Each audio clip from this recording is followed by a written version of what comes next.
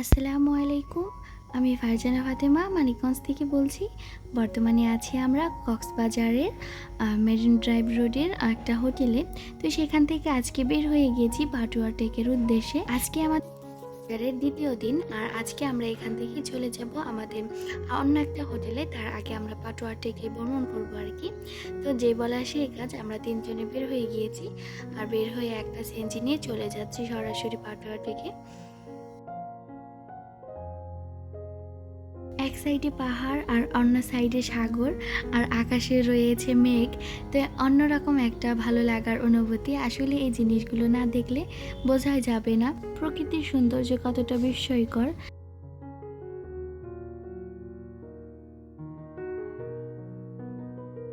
আর আমার তো যখন যেখানে ভ্রমণে যাই তখনই মনে হয় এখানে যদি আমার নিজের একটা বাড়ি থাকতো, তাহলে বেশ কয়েকদিন হাতে সময় নিয়ে খুব ভালো মতো সব কিছু উপভোগ করতাম।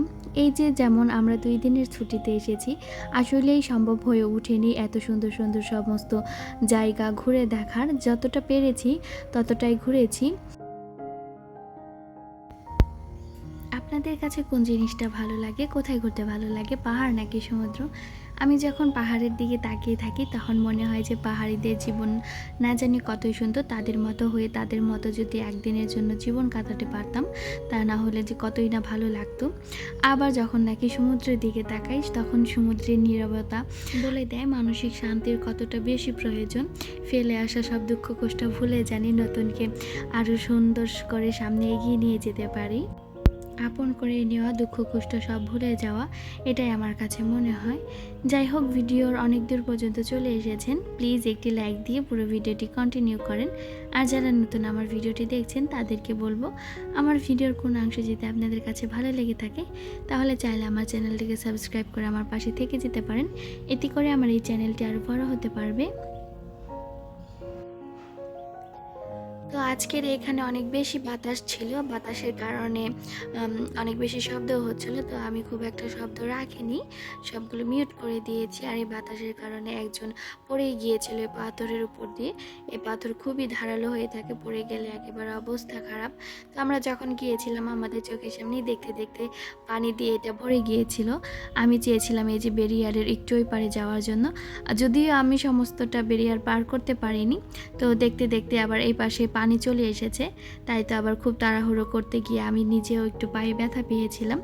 আর এ পাশে দেখছিলাম অনেক বেশি মানুষ ছিল, তারা ছবি তোলায় অনেক বেশি ব্যস্ত। পর্যটকদের মন খুশি করার মতোই একটা জায়গা আসলে পাটুয়া টেক। অনেক বেশি সুন্দর ছিল এই জায়গা, একেবারে নিরিবিলি একটা জায়গা।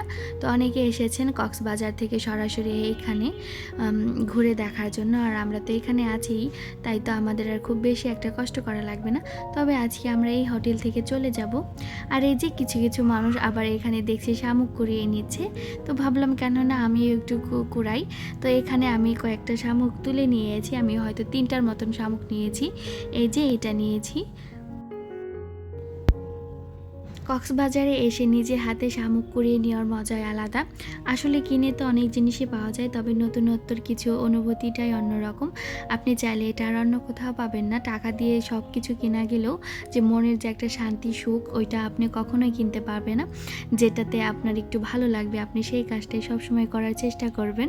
আর এই যে এই পিচ্চি আপুটা এসেছে এই ফুল বিক্রি করার জন্য। তো আমি তো ফুল এগুলো কিছু নিব না। আমার মাথায় যে স্কার্ফটা আছে এটা কি ঘাস দিয়ে বানানো জানে, আমার মাথার ওই স্কার্ফে যদি কষ লেগে যায় তাহলে নষ্ট হয়ে যাবে। আমি আপুকে অনেকবার বুঝিয়ে বলেছি, পরবর্তীতে সে শুনছেই না। পরবর্তীতে আমি বললাম যে আমাকে তাহলে অন্য কালার নিয়ে এসে দিয়ে দাও।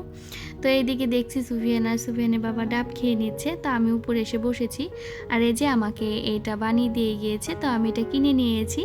যাই হোক, এখন আমি এখানে বসে বসে ভিউ নিচ্ছি, আর তারা বাবা ছেলে বসে ডাব খাচ্ছে। আর তারপরেই আর কি করার, এটা যেহেতু নিলাম, আমার ছেলে আমাকে মাথায় পড়তে বলল, তাই মাথায় পরে বসে কিছুক্ষণ ছবি টবি তুললাম। এই ছিল আমার পাটুয়া টেকের কিছু অনুভূতি, তাই তো আপনাদের সাথে শেয়ার করলাম। আপনারা না দেখলে না ঘুরলে আসলে এই সব কিছু অনুভব করা যাবে না। এই যে সমুদ্রের এই পাশটাতেই পানি ঘোলা দেখাচ্ছে, আর ওই যে দূরে দেখা যাচ্ছে পানিগুলো কত সবুজ। ডিঙ্গি নৌকায় করে মাছ ধরছে। আসলে ওগুলো ডিঙ্গি নৌকা কিনা আমি জানি না, তারপরে মনে হলো তাই তো বললাম। ওই যে নৌকায় মাছ ধরেছে অনেকজন, আর ওই পাশের পানিগুলো নীল দেখাচ্ছে, অনেক বেশি সুন্দর লাগছে।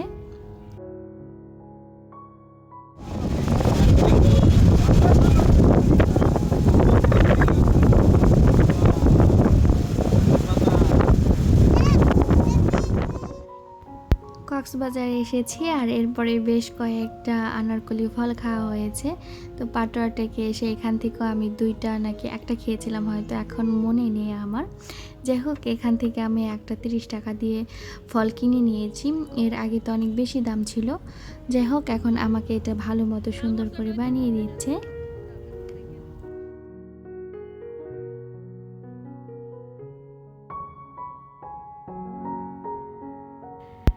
তো এখানে সুফিয়ানের বাবা ডাবের দোকানদারের কাছ থেকে ডাব দেখিয়ে এখান থেকে চলে গিয়েছেন। তো আমাকে বলল যে কক্সবাজারে এসেছো, ডাব না খেলে কেমন হয়। আমি তো বললাম কক্সবাজারে এসেছি তাতে কি হয়েছে, ডাব না খেলেও তো হয়, ঘোরাঘুরিটাই তো আসল। তো বলল না, এখানকার ডাবগুলো নাকি খুবই মিষ্টি এবং পানি নাকি অনেক বেশি ভর্তি হয়। আমাকে ডাব দিতে বলে গিয়ে সে গিয়েছে ছেলের পছন্দের কলা কিনতে। এখানে অনেক কাঁধি করে কলা নিয়ে এসেছে। তো আমার ছেলে দেখে বলছে সে নাকি কলা খাবে। তো আমরা তো আর কেউ কলা খাবো না, ওই যে ওর বাবা গিয়েছে। তো এখান থেকে 2টো কলা নিয়ে এসেছে ওর জন্য, খুব একটা আনিনি যাতে অপচয় না হয়। তারপরেও আমার ছেলে 2টা থেকে একটার অর্ধেকের বেশি খেয়েছে, কম টুক আর কি ফেলে দিয়েছি, আর একটা রেখে দিয়েছিলাম পরবর্তীতে যেন ওকে দিতে পারি। এই যে সে নিজে হাতে কলা খাবে, তো তাকে ছিলে দিয়েছে, এখন সে আরেকটু ছিলে নিয়ে খাচ্ছে। যাই হোক, সে অনেক বেশি খুশি এই ঘোরাঘুরিতে, সে তো বাসায় আসবেই না। আর আমরা এখানে এখন বসেছিলাম, এখন অনেক বেশি গুড়ি গুড়ি বৃষ্টি পড়ছিল। 5 মিনিটের মতো সময় নিয়ে এখানে বৃষ্টি হয়েছে। তো ভেবেছি যে আমাদের এখানেই বৃষ্টি হয়েছে, আমাদের রিসোর্টের ওইখানে হয়তো বৃষ্টি হয়নি। তো সেখানে আমাদের কিছু জামা কাপড় শুকানো ছিল, তো গিয়ে দেখি যে ওইখানের বেশি বৃষ্টিতে আরও বেশি বৃষ্টি হয়েছে। তো আমাদের যত শুকনো জামা কাপড় ছিল বাইরে দেওয়া, সেগুলো সব ভিজে গিয়েছে।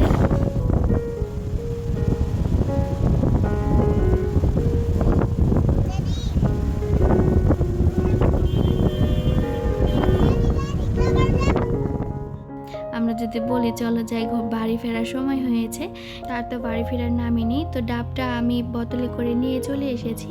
তো আমাদের আজকের চেক আউট ছিল 12টা বাজে। তো এখান থেকে আমরা ব্যাগপত্র গুছিয়ে চলে যাচ্ছি, কলাতলির একটা হোটেলে উঠবো আজকে। তো এখানকার ঘোরাঘুরি শেষ করে চললাম আমরা আমাদের নতুন গন্তব্যে। যাই হোক, আর এখানকার অনুভূতি এবং ঘোরাফেরা সত্যি অসাধারণ ছিল এবং খুব বেশি আনন্দদায়ক মজার মুহূর্ত গিয়েছে আমাদের। আর গাড়িতে যাওয়ার সময় আমি টুকিটাকি ভিডিও করছিলাম, যেহেতু বাইরে আর ভিডিও করা হয়নি। আর এই যে এটা হচ্ছে আরও একটা পর্যটন কেন্দ্র। যাই হোক, এটার নাম আমি এখন ভুলে গিয়েছি। এখানে অনেক লোকজনের ভিড়। তো আমরা এখানে না নেমে হিমছড়ি পাহাড়ের ওইখানে নামবো। ওইখানে আমরা তেঁতুলের জন্য নামবো। আমার এখানে অনেক বেশি তেঁতুল পছন্দ হয়। তো সুফিয়ানের বাবা রিক্সা থামিয়ে আর কি সিএনজি থামিয়ে গিয়েছিলেন, ওইখানে নাকি তেঁতুল এখনও ওঠেনি, আরও 2 মাস পরে উঠবে। তো শুনে খুব মনটা খারাপ হয়ে গেল। আমি মূলত এই দিকে এসেছি যে আমি খুব একটা তেঁতুল পাচ্ছিলাম না আমাদের এইদিকে, আর এখান থেকে আমি মন মতো বিভিন্ন ধরনের টক তেঁতুল, মিষ্টি তেঁতুল নিতে পারবো, তবে এখন সেই সময়টাই হয়নি।